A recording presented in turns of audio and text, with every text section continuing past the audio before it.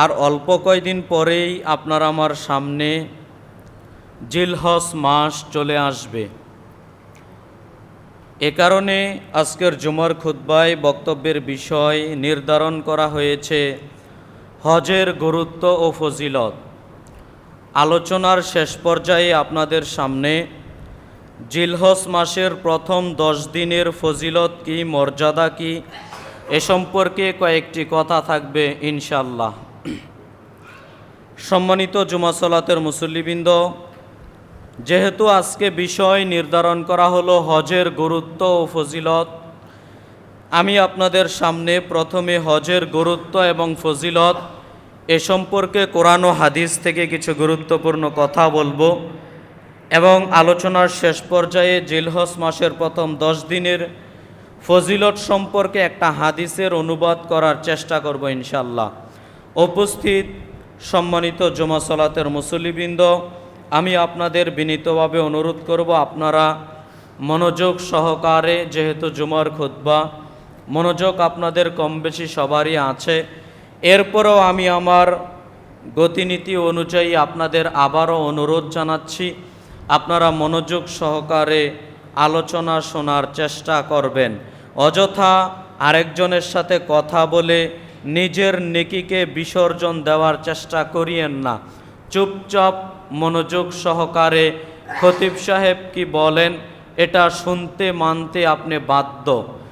তাই আপনাকে আমি অনুরোধ করলাম, আপনি মনোযোগ সহকারে কথাবার্তা না বলে, বিশেষভাবে মা বোনরা অনেক সময় কথাবার্তা বলে, একজন আরেকজনের সাথে কথা বলতে অভ্যস্ত, মনে করে আমরা তো মসজিদে এসেছি, এখন হুজুর বক্তব্য দিচ্ছে, খুতবা দিচ্ছে, আমরা কথা বললে আর কি হবে। না, আপনি যদি এমনটা ভাবেন যে কথা বললে আর কি হবে, তাহলে ভুল ভাবা হবে। বরং আপনি যদি একজন আরেকজনের সাথে কথা বলেন, তাহলে আপনি নেকিটাই হারিয়ে ফেলবেন। অতএব জুমার দিন এসেছেন, অনেক কষ্ট ক্লেশ করে, বাড়িতে অনেক কাজকর্ম রেখে গুছিয়ে এরপরে মসজিদে এসেছেন 2-4টা নেকির উদ্দেশ্যেই। যেহেতু নেকির উদ্দেশ্যে এসেছেন, অতএব কথাবার্তা না বলে খতিব সাহেব কি বলেন এটা মনোযোগ সহকারে শোনার জন্য উদারত আহ্বান জানাচ্ছি। সম্মানিত দ্বীনি মুসলিম ভাই ও বোন, হজের গুরুত্ব। আল্লাহ সুবহানাহু ওয়া তাআলা পবিত্র কোরআনুল কারীমের সূরা আলে ইমরানের 97 নম্বর আয়াতে আল্লাহ সুবহানাহু ওয়া তাআলা এ সম্পর্কে বলছেন, ওয়ালিল্লাহি আলান নাসি হিজ্জুল বাইত মান ইসতাতা ইলাইহিস সাবিলা। আল্লাহ সুবহানাহু ওয়া তাআলা বলছেন, আল্লাহর উদ্দেশ্যে হজ করা সেসব মানুষের জন্য কর্তব্য যারা শারীরিক ও আর্থিকভাবে সামর্থ্যবান। আল্লাহ সুবহানাহু ওয়া তাআলার কথাটা আপনি বুঝার চেষ্টা করেন। আল্লাহ সুবহানাহু ওয়া তাআলা বলছেন, ওয়ালিল্লাহি আলান নাসি হিজ্জুল বাইত মান ইসতাতা ইলাইহিস সাবিলা।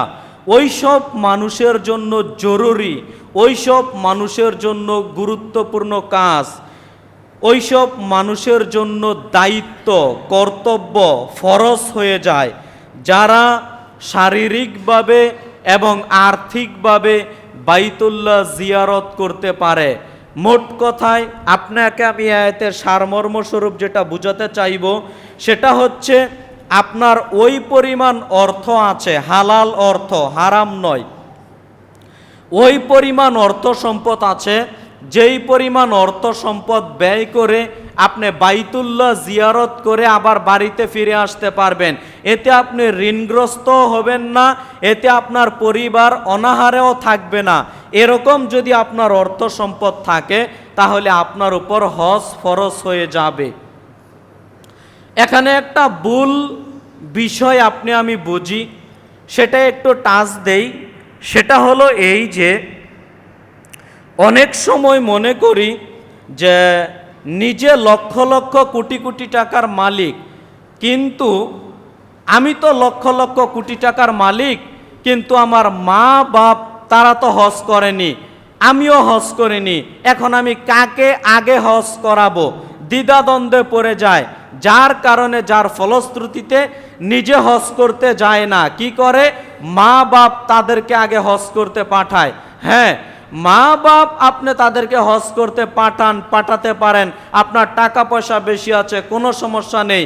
তবে আল্লাহর বিধান এটা নয় যে আপনি টাকার মালিক আর বাপ মাকে হজ করতে পাঠিয়ে দিয়ে আপনি মুক্ত হয়ে গেলেন। আল্লাহর বিধান এটা নয়। কথা বুঝাতে পারলাম? আল্লাহর বিধান হলো আপনি টাকার মালিক, আপনাকে আগে হজ ফরজ হয়েছে আপনার উপর, আপনাকে হজ করতে হবে। কথা বুঝাতে পারলাম? এরপরে আপনার টাকা পয়সা অনেক, আপনি লক্ষ লক্ষ কোটি টাকার মালিক, বাপ মাকে হজ করাবেন, করান, কোনো সমস্যা নেই, নেকি পেয়ে যাবেন, এটা আপনার দায়িত্বের মধ্যে পড়ে যাবে, আপনি করান। কিন্তু গতিনীতি এমন, নিজে লক্ষ লক্ষ কোটি কোটি টাকার মালিক ভাবে আমি তো এখনো জুয়ান, মানে আমার তো এখনো অল্প বয়স, এই বয়সে হজ করব, তাহলে কেমন কেমন লাগবে, মানুষ হাজি সাহেব বলবে, মুরব্বি মুরব্বি বাপ চলে আসবে, এই সেন্সকে ধারণ করো তো বাপ মাকে হজ করতে পাঠিয়ে দেই, নিজে হজ করি না।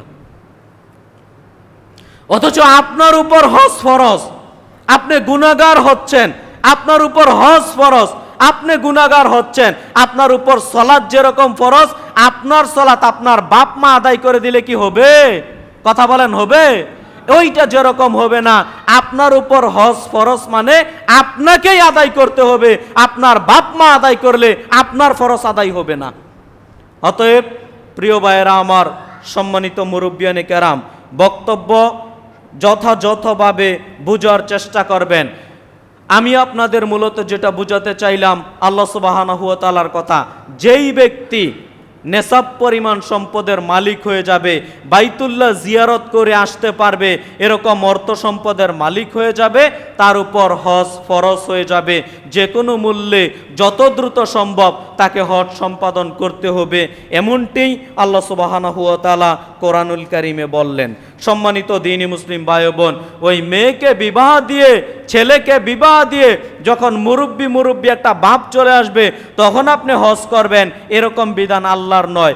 যখন আপনি অর্থ সম্পদের মালিক হয়েছেন, তখনই আপনাকে হজ পালন করতে হবে, এমনটি আল্লাহ সুবহানাহু ওয়া তাআলা বললেন।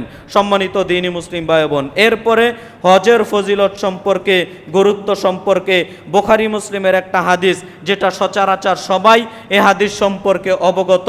বুখারীতে পেয়ে যাবেন হাদিস নাম্বার 8, মুসলিমে পেয়ে যাবেন হাদিস নাম্বার 5। ইবনে উমর রাদিয়াল্লাহু তাআলা আনহু বলেন, রাসূল সাল্লাল্লাহু আলাইহি ওয়াসাল্লাম বলেছেন, বুনিয়াল ইসলামু আলা খামসিন, শাহাদাতু আল্লা ইলাহা ইল্লাল্লাহ ওয়া আন্না মুহাম্মাদুর রাসূলুল্লাহ। ইসলাম ধর্মের স্তম্ভ, ইসলাম ধর্মের খুঁটি হচ্ছে 5টা। 1, শাহাদাতু আল্লাহ ইলাহা ইল্লাল্লাহ ওয়া আন্না মুহাম্মাদুর রাসূলুল্লাহ, এই বলে সাক্ষ্য দেওয়া যে আল্লাহ ব্যতীত কোনো মাবুদ নেই, মুহাম্মদ সাল্লাল্লাহু আলাইহি সাল্লাম আল্লাহর বান্দা ও রাসূল, এই বলে স্বীকৃতি দেওয়া, এই বলে সাক্ষ্য প্রদান করা, এটা হচ্ছে ইসলামের খুঁটি। তার মানে আপনি আল্লাহকে মেনে নেবেন, আল্লাহ রাসূলকে মেনে নেবেন, ঈমান আনয়ন করবেন, এটা হচ্ছে 1 নাম্বার। 2, সালাত আদায় করা, এটা হচ্ছে ইসলামের 2 নম্বর স্তম্ভ। 3, ওয়াইতাই যাকাত প্রদান করা, এ হচ্ছে ইসলামের 3 নম্বর স্তম্ভ। 4, অল হজ্জু, হজ পালন করা, এ হচ্ছে ইসলামের 4তম স্তম্ভ। তার মানে ইসলাম ধর্ম যে স্তম্ভ খুঁটির উপর দাঁড়িয়ে আছে, তার 4র্থ নম্বরে রাসূল সাল্লাল্লাহু আলাইহি সাল্লাম হজের কথাটা বললেন। হজ কত গুরুত্ব আপনাদের আমি কি দিয়ে বুঝাই। 5 নম্বরে তিনি বললেন, অসৌমে রমজান, রমজানের সিয়াম পালন করা। সম্মানিত দ্বীনি মুসলিম ভাই বোন, অত্র বুখারী মুসলিমের হাদিস দ্বারা বোঝা যাচ্ছে ইসলামের স্তম্ভ যে 5টা, তার মধ্যে অন্যতম হচ্ছে হজ পালন করা। তাই আমি বিনীতভাবে অনুরোধ করব, যাদের সামর্থ্য আছে আপনারা হজ সম্পাদন করার চেষ্টা করবেন, বাইতুল্লাহ জিয়ারত করার চেষ্টা করবেন। আবু হুরায়রা রাদিয়াল্লাহু তাআলা আনহু বলেন, রাসূল সাল্লাল্লাহু আলাইহি ওয়াসাল্লাম বলেছেন, আফদুল্লাহি সালাসাতুন, 3 ব্যক্তি হচ্ছে আল্লাহর মেহমান।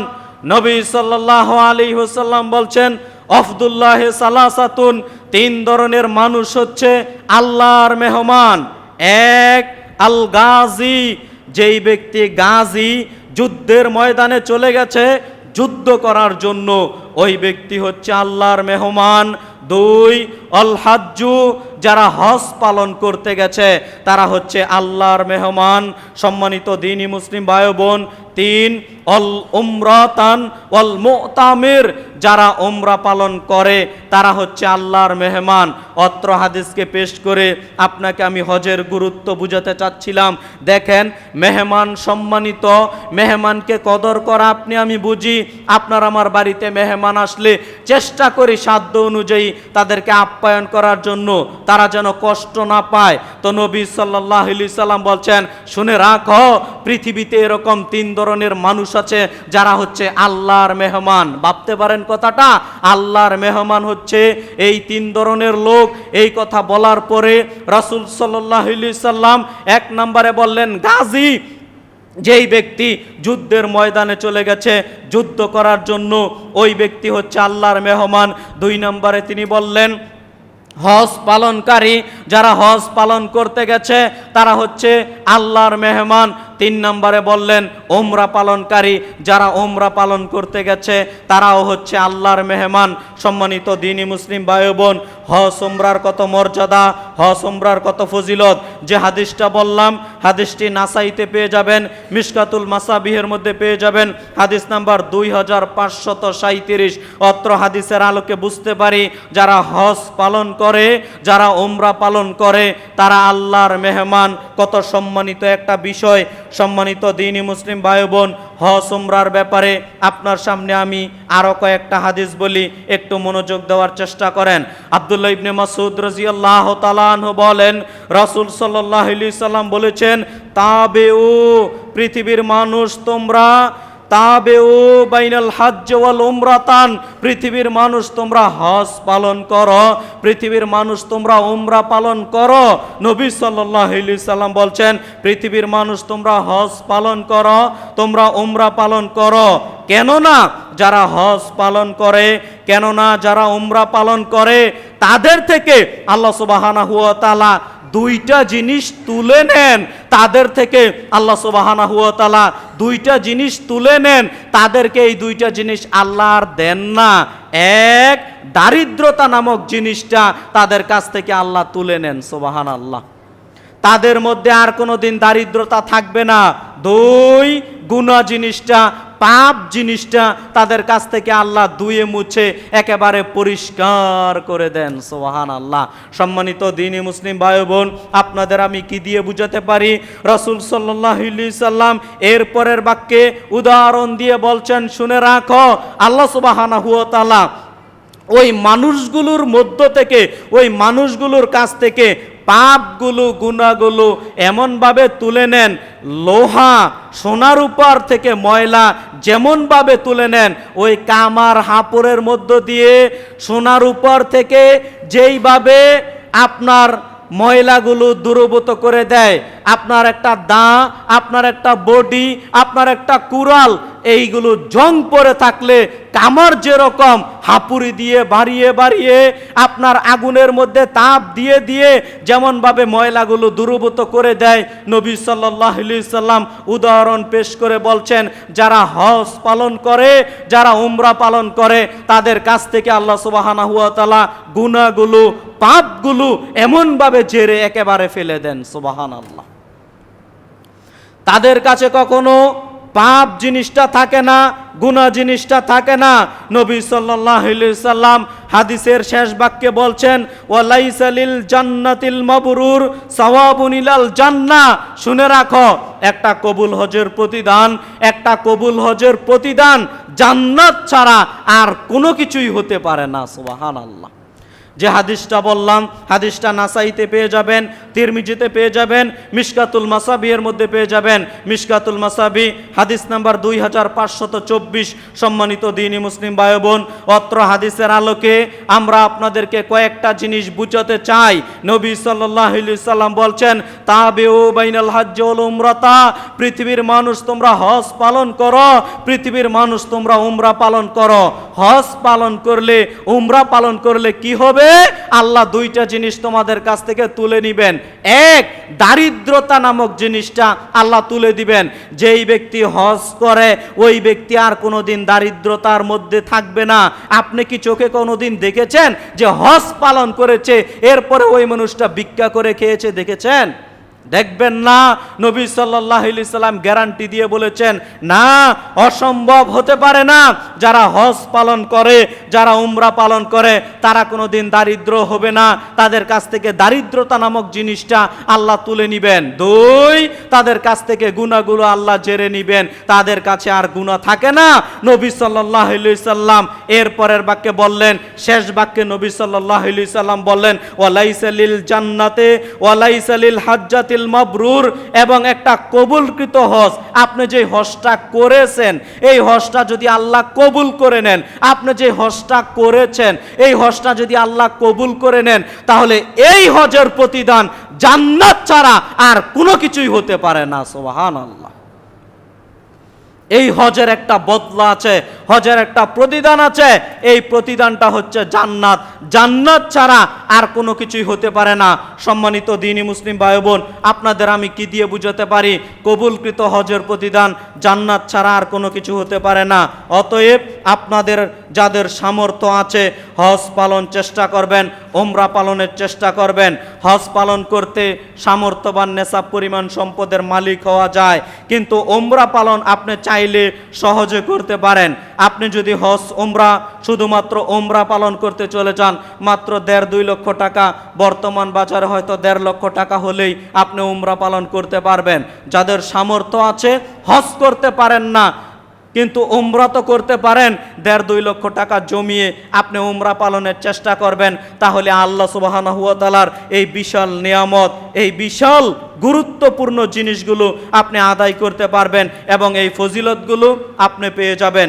সম্মানিত দ্বীনি মুসলিম ভাই বোন, হজ উমরা পালনের চেষ্টা করবেন যদি সামর্থ্য থাকে।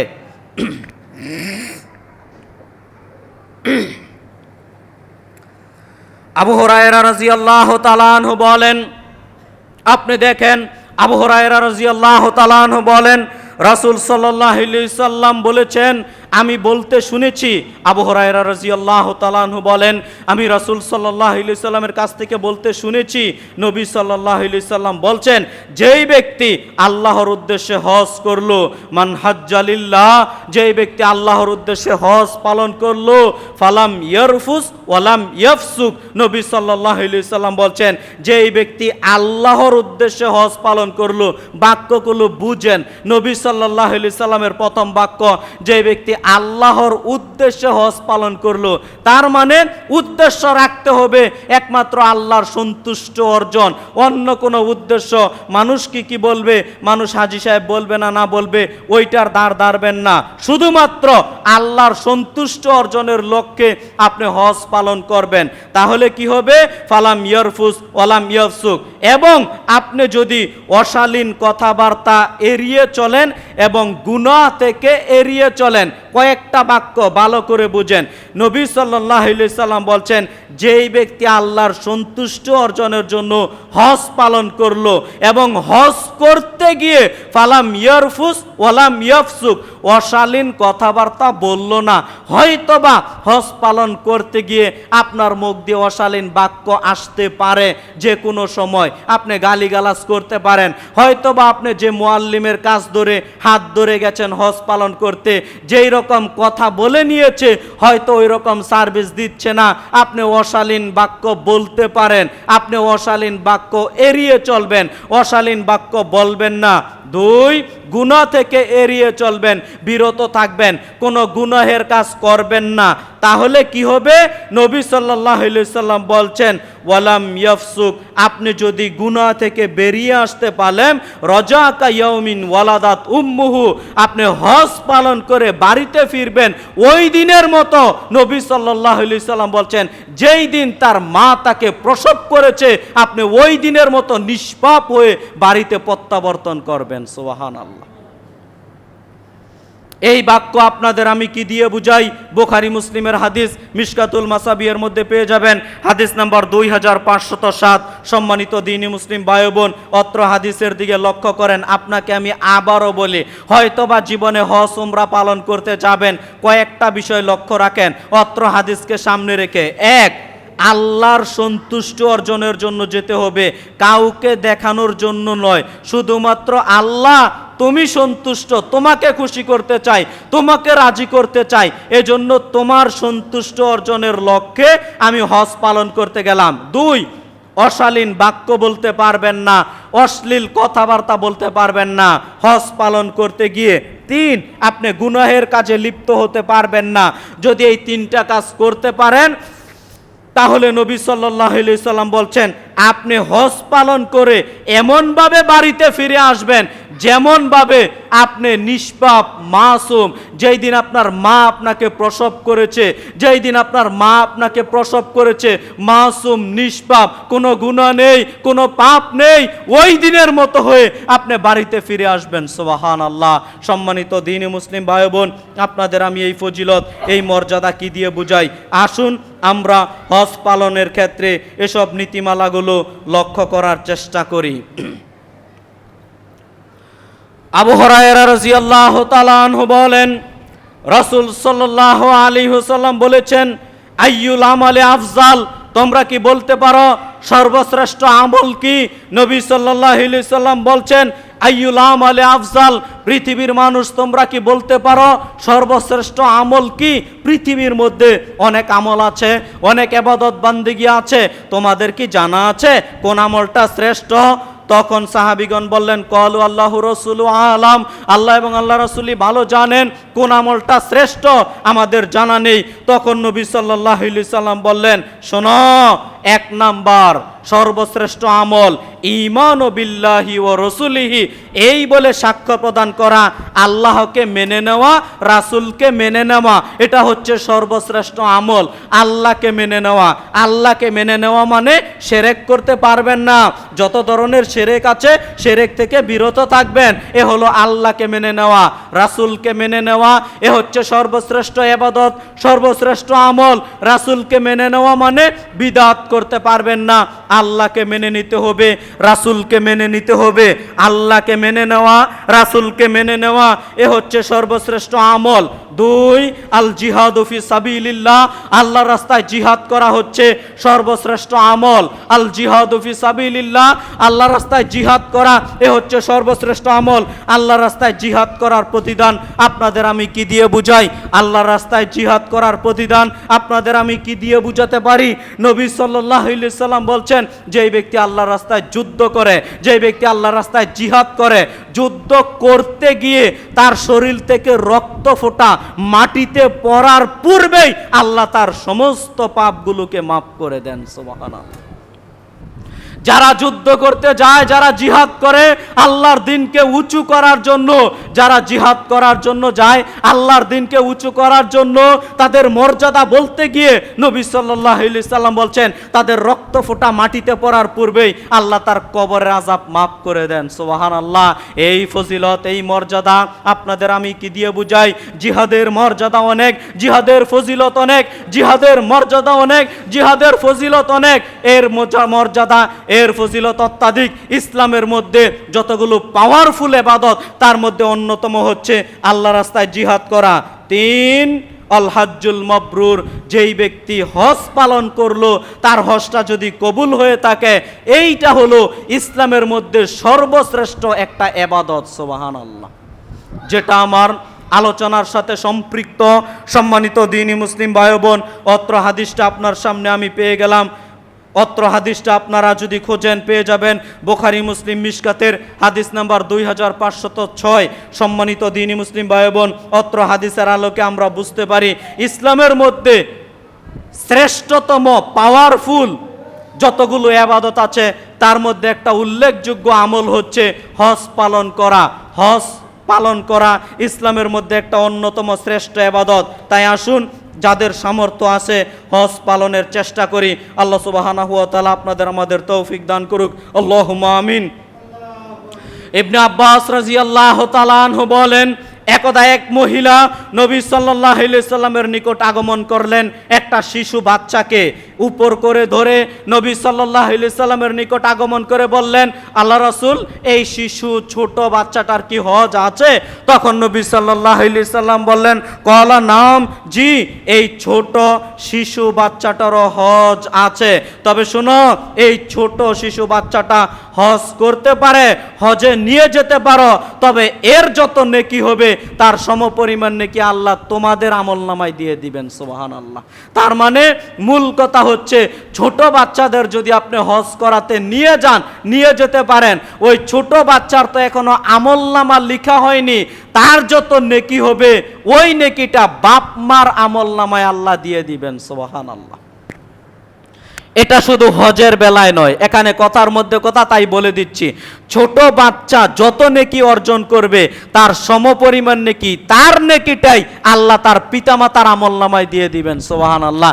এজন্য ছোট ছোট বাচ্চাদেরকে ইসলামী আদব কায়দা শিখানোর চেষ্টা করবেন, দোয়া কালাম শিখানোর চেষ্টা করবেন। কেননা ওই ছোট বাচ্চাটাকে যত আদব কায়দা, যত নিয়ম কানুন, যত দোয়া তাহলিল জিকির আজকার শিক্ষা দিবেন, যত দিন আমল করবে তার সমপরিমাণ নেকি আল্লাহ আপনি পিতামাতা আল্লাহ আপনার আমলনামায় দিয়ে দিবেন। সুবহানাল্লাহ। এজন্য প্রিয় ভাইয়েরা আমার, ছোট ছোট বাচ্চাদেরকে অনেক সময় গালি শিখে, কত কিছু শিখে, এজন্য আমি অনুরোধ করব, ছোট ছোট বাচ্চাদেরকে একেবারে যখন জন্মের পরে একটু কথা বলতে শিখেছে, আপনারা নানান কিছু না শিক্ষা দিয়ে আপনি যেই দোয়া কালামগুলো পারেন, এই দোয়া কালামগুলো বাচ্চা ঘুমাতে গেছে আপনার নিকট, আপনি শিক্ষা দেন। আপনি বাপ, আপনি একটু কাছে পেয়েছেন ছোট বাচ্চাটাকে, আপনি যেই দোয়া কালামগুলো পারেন ওইগুলোই বলেন, একটু শিখবে। আমরা হুজুরদের নিকট যেন হস্তান্তর করে দেই, আমার বাচ্চা ইমাম বুখারীতে পড়ে, তার মানে ইমাম বুখারীতে যারা আছে তারাই শিক্ষা দিবে, আমি বাপ মা হিসেবে কোনো শিক্ষা দিব না। এই নীতিতে কেন চলেন? আপনি মনে করলেন যে বাইতুল হাম জামে মসজিদে মক্তবে পাঠিয়ে দিলাম, হুজুর যতটুকু পারে শিক্ষা দিল, আমার শিক্ষা দেওয়ার প্রয়োজন নেই, এমনটা কেন ভাবলেন? না, আপনি বাপ, আপনি মা, ছোটবেলা থেকে আপনি ভিত্তিটা মজবুত করার চেষ্টা করেন। বলবেন হুজুর পারি না, হুজুর পারেন না, যতটুকু পারেন একটু তো পারেন, যতটুকু পারেন ততটুকুই শিক্ষা দেন, ততটুকু শিক্ষা দেই না। ছোট বাচ্চাদেরকে কি করি? ছোট বাচ্চা খেতে চায় না, অ্যান্ড্রয়েড মোবাইল হাতে ধরিয়ে দিয়েছে। অ্যান্ড্রয়েড মোবাইল তো দিয়েছে, লগে একটা ইন্ডিয়ান গানও লাগিয়ে দিয়েছে, ও বাচ্চা গান শুনছে আর ভাত খাচ্ছে। নেন, এই বাচ্চা বড় হয়ে কি করে আদর্শবান সন্তান হবে, এটা আপনি বলেন। এজন্য সম্মানিত দ্বীনি মুসলিম ভাই বোন, মুরব্বিয়ানে কেরাম, ছোট বাচ্চাদের হাতে অ্যান্ড্রয়েড মোবাইল না দেওয়ার চেষ্টা করেন। খেলনাপাতি কিনে আনেন ছোট বাচ্চাদের হাতে ধরানোর জন্য, কেন মোবাইলটাই ধরাতে হবে? প্রয়োজনে আপনি বাপ মা, আপনি গার্ডিয়ান, আপনাকে আমি অনুরোধ করলাম, আপনি বাচ্চার সামনে মোবাইল চালায়েন না। কি হবে? আপনি বাচ্চার সামনে মোবাইল চালায়েন না, আপনি বাচ্চার সামনে মোবাইল চালাচ্ছেন, ওই বাচ্চাটাও লাফ দিয়ে গিয়ে মোবাইল ধরছে, এত আকর্ষণ হবেই। এজন্য প্রিয় ভাইয়েরা আমার, বাচ্চাদেরকে মানুষ করতে হলে নিজেকে ত্যাগ স্বীকার করতে হবে, বাচ্চাদেরকে মানুষ করতে হলে নিজেদের ত্যাগ স্বীকার করতে হবে। বাচ্চাদেরকে একটু দোয়া তাসবিহ তাহলিল জিকির আজকার শিক্ষা দেন। অ্যান্ড্রয়েড মোবাইল গান বাজাচ্ছে, আরে ভাই আমি তো বলি, আপনি বলছেন হুজুর মোবাইল না দিলে আমার বাচ্চা খাবার খায় না, আমি বলি খাবার খায় না, আপনি এটা বলছেন, কয়দিন খাবার খায় না এটা বলেন তো, কয়দিন খাবার খায় না আমি একটু শুনি। আপনার বাচ্চা দেখবেন এক সময় না এক সময় ঠিকই কান্না করবে খাবার খাওয়ার জন্য। আপনার বাচ্চা ভালোই বুঝে, 5 বছরের বাচ্চা, 6, 7, 8 বছরের বাচ্চা, বলছেন যে কান্না করছে, বলছি যে আব্বু খাও, আম্মু খাও, খাচ্ছে না, তো এখন মোবাইল দিচ্ছি, এখন খাচ্ছে। আমি বলি আপনি মোবাইলটা কেড়ে নেন, এখন যদি শক্তি প্রয়োগ করতে না পারেন কবে তার উপর শক্তি প্রয়োগ করবেন? আপনি বলেন, আপনি কি আমার কথা বুঝেন? এখন যদি তার উপর শক্তি প্রয়োগ করতে না পারেন কখন করবেন? ও 10, 12 বছর, 15 বছর, 20 বছর বয়স হয়ে গেলে তার উপর শক্তি প্রয়োগ করবেন না? অসম্ভব, কিছুই করতে পারবেন না। আমি বলে গেলাম আপনাকে, কিছুই করতে পারবেন না। তখন আপনাকে গার্ডিং গিয়ে আপনার উপর কথা বলবে, কিছুই করতে পারবেন না, আফসোস করা ছাড়া। কয় বেলা খাবে না, আপনি মোবাইলটা কেড়ে নেন, কয় বেলা না খেয়ে থাকুক, সকাল খাবে না, দুপুর খাবে না, রাতেও খাবে না, আরে রাতেও খাবে না, বিশ্বাস করেন আপনার সন্তান না খেয়ে মরবে না, আপনার সন্তান না খেয়ে মরবে না, আপনার সন্তান না খেয়ে মরবে না, চ্যালেঞ্জ করে বলে গেলাম। আপনার সন্তান যদি মরে দায়টা আমার উপর ছেড়ে দিয়েন, যে হুজুর আপনার কথা অনুযায়ী মোবাইল দেইনি, আমার সন্তান না খেয়ে খেয়ে মারা গেছে, দায় নেন, আমি দায় নেব, বলে গেলাম। সম্মানিত দ্বীনি মুসলিম ভাই ও বোন, ভুল বুঝবেন না, আপনাকে আমি যেটা বুঝাতে চাইলাম, কঠোর হতে হবে। ছেলে মেয়ের ব্যাপারে যত নরম হবেন, ছেলে মেয়ের ব্যাপারে যত নরম হবেন, তত সুসন্তান গড়তে পারবেন না। আপনার সন্তানকে, আপনার সন্তান যেই মাদ্রাসায় পড়ে বা যেই স্কুলে পড়ে, আপনার শিক্ষক 10টা বাড়ি দিয়েছে, 5টা বাড়ি দিয়েছে, 2টা বাড়ি দিয়েছে, একেবারে লাল দাগ হয়ে আছে, আপনি তো ওই হুজুরের উপর ক্ষিপ্ত হয়ে গেলেন, হ্যাঁ হুজুর আমার সন্তানকে এমনভাবে পিটাও। যখন আপনি এই নীতিতে চলে এসেছেন, তখনই আপনার সন্তান অমানুষ হওয়া শুরু হয়েছে।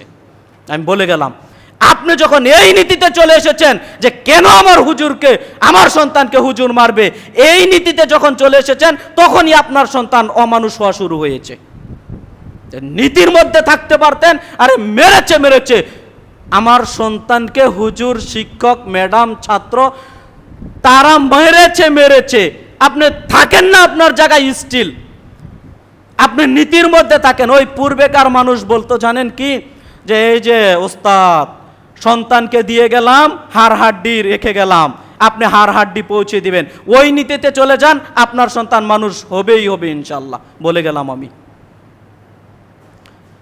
এত মায়া, এত মহাব্বত, এত ভালোবাসা যখন চলে এসেছে, ওই জাহান্নামে যখন যাবে, এই মায়া তখন কি করবেন, কোথায় রাখবেন মায়া, এই মায়া মহাব্বত কোথায় রাখবেন বলেন? আপনার যে বুঝে আসে না, আপনাকে যে আমিও বুঝাতে পারি না, আপনাকে আমি কি বললে বুঝাতে পারবো? আপনার সন্তানকে মানুষ করতে চাইলে অবশ্যই শাসন করতে হবে, শাসনের বিকল্প হতে পারে না। এখন আমরাও শিক্ষক আতঙ্কে থাকি, এই বাচ্চাটাকে মারবো, মারলেই তো তার গার্ডিয়ান যদি আমাকে এসে কিছু বলে, তা আতঙ্কে থাকি। আমি মক্তব পড়াই 2015 সাল থেকে এখনো অবধি মক্তব পড়াই, প্রায় 10 বছরের উপরে মক্তব পড়াই। শুরুর দিকে মারতাম, শাসন করতাম, 2-4টা কিছু শিখানো যেত। তো যখন থেকে দেখতাম একটু আঘাত করা শুরু করলাম, ওই দল বেঁধে চলে আসে হুজুরের বিচার করার জন্য। বুঝছেন বিষয়?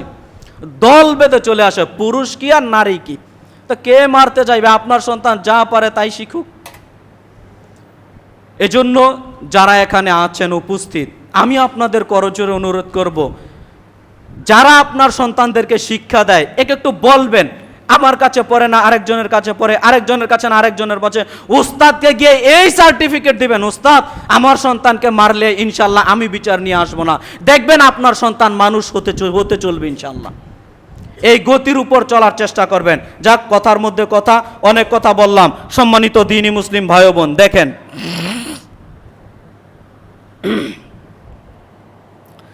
আপনার সামনে আমি যেটা হজের বিষয়ে বলতে চাচ্ছিলাম, নবী সাল্লাল্লাহু আলাইহি সাল্লামের নিকট একজন মহিলা আগমন করে বলল, আল্লাহ রসুল এই ছোট বাচ্চার কি হজ আছে? আল্লাহ রসুল বললেন, জি এই ছোট বাচ্চারও হজ আছে, তবে এর নেকি পেয়ে যাবে বাপ মা, যা শিক্ষা পাবেন নেকি পেয়ে যাবে বাপ মা, খারাপ হলেও খারাপের প্রতিদান বাপ মাকেই নিতে হবে।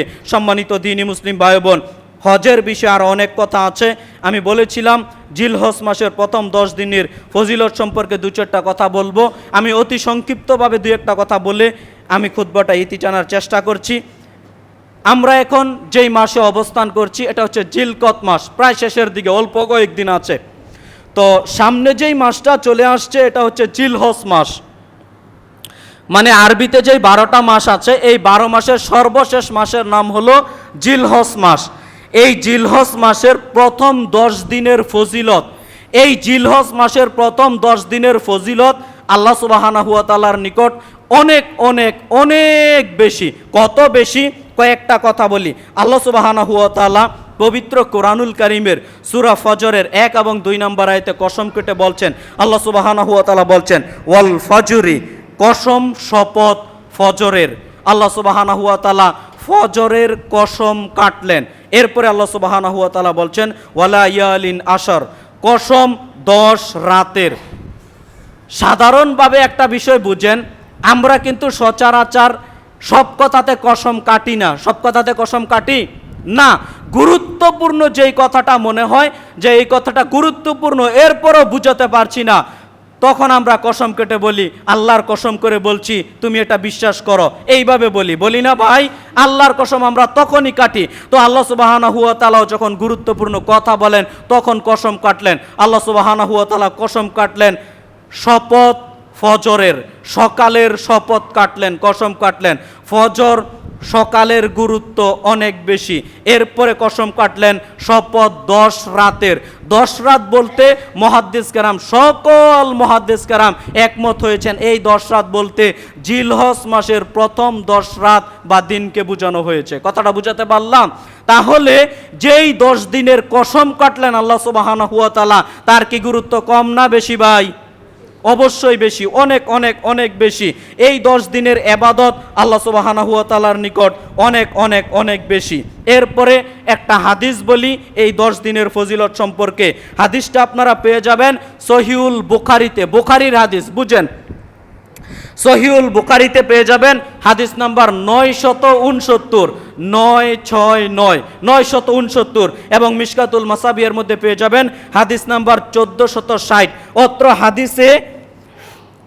অত্র হাদিসে যেটা বলা হয়েছে, ইবনে আব্বাস রাদিয়াল্লাহু তাআলা আনহু বলেন রাসূল সাল্লাল্লাহু আলাইহি ওয়াসাল্লাম বলেছেন, মাল আমালু ফি আইয়ামিল আশরি আফজাল মিনহা ফি হাযিহি।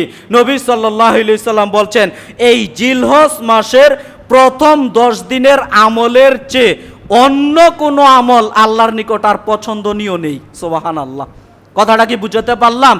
আল্লাহর নিকট সবচেয়ে পছন্দনীয়, সবচেয়ে প্রিয়, সবচেয়ে উত্তম আমল হচ্ছে এই জিলহজ মাসের প্রথম 10 দিনের আমল। সুবহানাল্লাহ। পৃথিবীতে এমন কোনো দিন নেই যেই দিন এই 10 দিনকে ডিঙ্গিয়ে যেতে পারে। এমনকি মুহাদ্দিসে কেরাম বলতে চাচ্ছেন রমজানের 10 দিন তার থেকেও উত্তম হচ্ছে এই জিলহজ মাসের প্রথম 10 দিন। সুবহানাল্লাহ। রমজানের একটা কথা ভালো করে বুঝেন, বুঝতে পারবেন, রমজানের পৃথিবীর মধ্যে সবচাইতে শ্রেষ্ঠ 10টা রাত হচ্ছে লাইলাতুল কদরের শেষ দশক রজনী। মানে রমজানের শেষ দশকের রাতগুলো হচ্ছে পৃথিবীর বুকে সবচেয়ে শ্রেষ্ঠ। আর দিনের হিসাবে যদি আসেন যে পৃথিবীর বুকে কোন 10 দিন শ্রেষ্ঠ দিন, তাহলে হচ্ছে এই জিলহজ মাসের প্রথম 10 দিন। কথাটা কি বুঝাতে পারলাম? রাতের হিসাবে যখন আসবেন তখন রমজানের শেষ দশকের বেজর রাত, মানে শেষ 10 রাত হচ্ছে সর্বশ্রেষ্ঠ রাত। আর দিনের হিসাবে যদি আসেন তাহলে জিলহজ মাসের প্রথম 10 দিন হচ্ছে আল্লাহর নিকট সবচেয়ে প্রিয়। এই 10 দিন ভালো করে বুঝেন, এই 10 দিন যত বেশি আমল করবেন তত বেশি আল্লাহর প্রিয় খালেস বান্দা হতে পারবেন। অথচ দেখেন এই 10 দিনের ব্যাপারে আপনি আমি গাফেল থাকি, এই 10 দিনের ব্যাপারে আপনি আমি গাফেল থাকি। এই রমজান যখন চাঁদ উঠে যাবে, জিলহজ মাসের চাঁদ উঠে যাবে, নির্ধারণ হয়ে যাবে যে অমুক তারিখে অমুক কিনা কাটা, অমুক তুমুক গরু কুরবানি কিনা কাটা থেকে শুরু করে নানান ব্যস্ততায় পড়ে যায়। এই 10 দিন যে আল্লাহর ইবাদত বান্দিগি বেশি থেকে বেশি পরিমাণে করতে হবে, এটা আপনি আমি একটু জানা বুঝার চেষ্টাই করি না। এরপরে হাদিসের পরের অংশে চলে যাই। এই 10 দিনের আমল হচ্ছে আল্লাহর নিকট সর্বশ্রেষ্ঠ আমল। এই পর্যন্ত বলতেই সাহাবায়ে কেরাম প্রশ্ন করলো, ওয়ালাল জিহাদু ফি সাবিলিল্লাহ, আল্লাহ রাসূল জিহাদও কি নয়? কথা বুঝেন আমার। যখন নবী সাল্লাল্লাহু আলাইহি সাল্লাম বললেন যে আল্লাহর নিকট এই 10 দিনের আমল হচ্ছে সবচেয়ে শ্রেষ্ঠ, সবচেয়ে উত্তম, তো জিহাদের ফজিলত তো অনেক। ওই যে বললাম রক্ত ফোঁটা মাটিতে পড়ার পূর্বে আল্লাহ তার পাপকে মাফ করে দেন। তো সাহাবায়ে কেরাম প্রশ্ন করে বসলো, আল্লাহ রাসূল জিহাদও কি নয়? এই 10 দিনের আমলের চেয়ে উত্তম আমল কি জিহাদও নয়?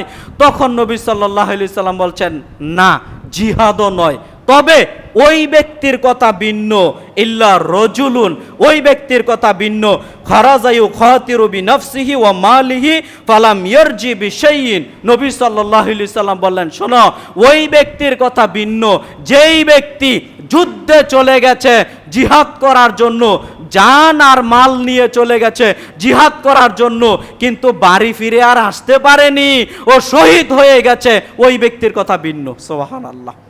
কথাটা কি বুঝাতে পারলাম?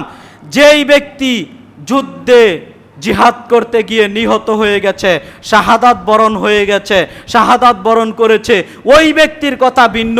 কিন্তু স্বাভাবিকভাবে আপনি জিহাদে গেছেন যুদ্ধ করার জন্য, আবার বাড়ি ফিরে চলে এসেছেন, এই ব্যক্তির চেয়ে উত্তম হচ্ছে ওই ব্যক্তি যেই ব্যক্তি এই জিলহজ মাসের প্রথম 10 দিন ইবাদত বান্দিগি করতে পারে। অথচ এই 10 দিন আপনি আমি গাফেল থাকি, এই 10 দিন আপনি আমি গাফেল থাকি। কেন গাফেল থাকবো? যে হাদিসটা বললাম সম্মানিত দ্বীনি মুসলিম ভাই বোন, অত্র হাদিসটা তো বুখারীতে পেয়ে যাবেন, বললাম হাদিস নাম্বার 600, হাদিস নাম্বার 969, মানে 969। সম্মানিত দ্বীনি মুসলিম ভাই বোন, কেন উত্তম এই কথাটা বলে খুতবা শেষ করে দিচ্ছি। এখন প্রশ্ন আসতে পারে যে হুজুর, রমজান মাসে তো কোরআন মাজিদ নাজিল করলেন আল্লাহ, কোরআন অবতীর্ণ করলেন না, রমজানের অনেক গুরুত্ব, কিন্তু জিলহজ মাসের প্রথম 10 দিনের এত গুরুত্বের কথা বলছেন, এত ফজিলতের কথা বলছেন, এইটার কারণটা কি? কারণটা কি শোনেন, 2-1 মিনিটে বলছি। এইটার মূল কারণটা হলো, আচ্ছা বলেন তো, ইসলামের ভিত্তি কয়টা? 5টা। ইসলামের স্তম্ভ কয়টা? 5টা। এই 5টা ইবাদতই এই 10 দিনের ভিতর আছে। আল্লাহু আকবার। এই 5টা ইবাদতই এই 10 দিনের ভিতর আছে। কেমন করে? আমি একটু উদাহরণ দেই, বুঝতে পারবেন। এক নম্বরে কি আছে? এই বলে সাক্ষ্য দেওয়া যে আল্লাহ ব্যতীত কোনো মাবুদ নেই, মুহাম্মদ সাল্লাল্লাহু আলাইহি সাল্লাম আর আল্লাহর বান্দা ও রাসূল। সাক্ষ্য দেওয়া এই 10 দিনের ভিতর নেই। তার মানে আপনি যদি মনে করেন যে আমি 355 দিন 45 দিন শুধুমাত্র আল্লাহকে আল্লাহ রূপে মানবো, নবীকে নবী রূপে মানবো, আর এই 10 দিন মানবো না, ঈমান থাকবে? কথা বলেন, ঈমান থাকবে? তার মানে এই 10 দিনের ভিতর ঈমান থাকবে, ঈমান থাকা লাগবে, আল্লাহকে মেনে নিতে হবে, রাসূলকে মেনে নিতে হবে। 1 নাম্বার পাওয়া গেল। 2 নাম্বার কি? সালাত আদায় করা। এই 10 দিনের ভিতর কি সালাত নেই? প্রতিদিন 5 ওয়াক্ত সালাত আদায় করা লাগে। তার মানে এই 10 দিনের ভিতরে 5 ওয়াক্ত সালাত আছে না নাই? আছে। 3 নাম্বার কি? যাকাত প্রদান করা। বলতে পারেন হুজুর যাকাত তো রমজানে না। কে বললো রমজানে? যাকাত নির্দিষ্ট করে রমজানে দিতে হবে, ব্যাপারটা এরকম না। যেই দিন আপনি নেশাব পরিমাণ সম্পদের মালিক হবেন, ওই দিনই আপনাকে 1 বছর পূর্ণ হলে যাকাত দিতে হবে। যদি আপনি এই 10 দিনের ভিতর কোনো একদিন নেশাব পরিমাণ সম্পদের মালিক হয়ে যান, পরবর্তী বছর এই সময়ে আপনার উপর যাকাত ফরজ হবে। কথা বুঝাতে পারলাম? তাহলে যাকাতটাও আছে এই 10 দিনের ভিতর। 4 নম্বরে কি? হজ। আরে হজ তো বিষয়ই থেকে গেল এখানে। হজ তো এই 10 দিনের ভিতরের মূল ইবাদতই হজ পালন করা। তারপরে 5 নম্বরে কি আছে? 5 নম্বর আছে অসওমে রমজান, রমজানের সিয়াম পালন করা। বললেন হুজুর এটা নেই। না, রমজানের সিয়াম নেই এই কথা সত্য, কিন্তু নফল সিয়াম আছে। কথা বুঝেন? রমজানের সিয়াম নেই কিন্তু নফল সিয়াম আছে। নফল সিয়াম কি? নবী সাল্লাল্লাহু আলাইহি সাল্লাম এই 10 দিনের 9 দিনই একাধারে নফল সিয়াম পালন করতেন। সুবহানাল্লাহ। কথা বুঝেন? এই 10 দিনের 9 দিনই নফল সিয়াম পালন করতেন নবী সাল্লাল্লাহু আলাইহি সাল্লাম। বিশেষভাবে খাস করে যদি বলতে চাই, আরাফার সিয়াম আছে না? আরাফার সিয়ামের ব্যাপারে নবী সাল্লাল্লাহু আলাইহি সাল্লাম কি বলছেন? সিয়ামি ইয়াউমি আরাফা আহতাসিবু আলাল্লাহ আইয়ুকাফফিরা সানাতাল্লাতি ক্বাবলা। নবী সাল্লাল্লাহু আলাইহি সাল্লাম বলছেন, কেউ যদি আরাফার একদিন সিয়াম পালন করে, আল্লাহ তার অতীতের 1 বছর, অতীতের 2 বছরের সগীরা গুনাহ আল্লাহ মাফ করে দেন। সানাতাল্লাতি ক্বাবলা ও সানাতাল্লাতি বাদা, আগের 1 বছরের পাপ, পরের 1 বছর, 2 বছরের সগীরা গুনাহ আল্লাহ মাফ করে দেন। সুবহানাল্লাহ। কথা বুঝেন? আপনি যদি আরাফার একদিন সিয়াম পালন করেন, নবী সাল্লাল্লাহু আলাইহি সাল্লাম বলছেন আল্লাহ সুবহানাহু ওয়া তাআলা আপনার 2 বছরের সগীরা গুনাহ মাফ করে দেন। সুবহানাল্লাহ। অতএব সিয়ামও আছে। তাহলে মৌলিক যে ইবাদতগুলো, সব ইবাদত এই 10 দিনের ভিতর আছে। মৌলিক যে ইবাদতগুলো, সব ইবাদত এই 10 দিনের ভিতর আছে। তো আছে, এক্সট্রা আরো ইবাদত আছে। কি? কুরবানি। কুরবানি করার জন্যই তো সামনে পড়ে আছে। এই 10 দিন 13 দিনের ভিতর কুরবানি আছে, কুরবানি করতে হবে। আরও অনেক ইবাদত বান্দিগি আছে। আপনি তাসবিহ তাহলিল জিকির আজকার করবেন এই 10 দিনের ভিতর, দান সাদাকা বেশি বেশি করবেন এই ইবাদতের এই 10 দিনের ভিতর। এই 10 দিনকে মোট কথায় বুঝেন, মোট কথা বুঝেন, এই 10 দিন আপনি আল্লাহর ইবাদত বান্দিগি করে কাটাবেন। তাসবিহ তাহলিল জিকির আজকার, দান সাদাকা, সালাত সিয়াম হজ যাকাত সব ইবাদত বান্দিগি করে এই 10 দিন কাটাবেন। যদি আল্লাহকে সন্তুষ্ট করতে পারেন তাহলে সর্বশ্রেষ্ঠ ইবাদতকারীর মধ্যে আপনার নামটা চলে যাবে। তাই আসুন আমরা ঘুমন্ত হৃদয়কে জাগাই, এই 10টা দিন আমরা যেন আল্লাহর ইবাদত অন্তত একটু হলেও, এখন যেরকম করি তার চেয়ে একটু বেশি হলেও যেন ইবাদত বান্দিগি করতে পারি। আমরা চেষ্টা করব তো ইনশাআল্লাহ। আল্লাহ তৌফিক দান করুক, আল্লাহুম্মা আমিন। আল্লাহ তুমি আমাদের সবাইকে সঠিক বুঝে আমল করার তৌফিক দান করুক, আল্লাহুম্মা আমিন। বিশেষভাবে চাঁদ ওঠার আগে হাতের নখ, পায়ের নখ, বগলের লোম, মাথার চুল এগুলো যাদের কাটার প্রয়োজন কেটে নেবেন। এটাও একটা গুরুত্বপূর্ণ সুন্নত আমল। সম্মানিত দ্বীনি মুসলিম ভাই বোন, আল্লাহ সুবহানাহু ওয়া তাআলাকে বলি, আল্লাহ যে কথাগুলো বললাম প্রত্যেকটা কথার প্রতি আমি সহ আমরা সবাই যেন আমল করতে পারি। আল্লাহ তুমি আমাদের সবাইকে সেই তৌফিক দান করো। সবাই বলি আল্লাহুম্মা আমিন।